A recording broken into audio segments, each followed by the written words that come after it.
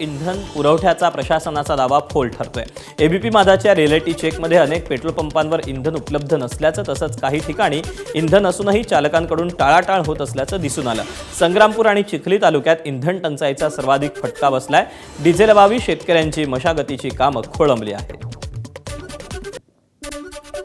मी इथं पेट्रोल घेण्याकरिता आलो, पण इथं स्टॉक आहे की माहीत नाही सर, पण मला अर्जंट काम आहे सर, मला जाण्याकरिता पण मला पेट्रोल ते सध्या देत नाहीत।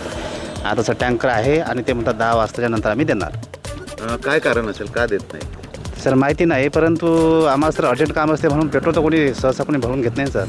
टँकर आलेला आहे सर आणि सर स्टॉक असून सुद्धा ते देत नाहीत।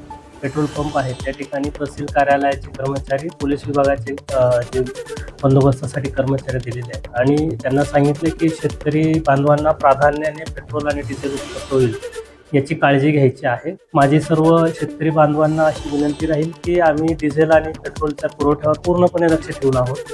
कंपन्यांशी आमचं बोलणं चालू आहे। ज्या ज्या ठिकाणी पेट्रोल आणि डिझेल कमी होईल त्या ठिकाणी आमचे अधिकारी आम्हाला लगेच सांगतात की या ठिकाणी थोडा इश्यू आहे, डिझेल आणि पेट्रोल मिळेल याची पूर्ण आम्ही हमी घेत आहोत।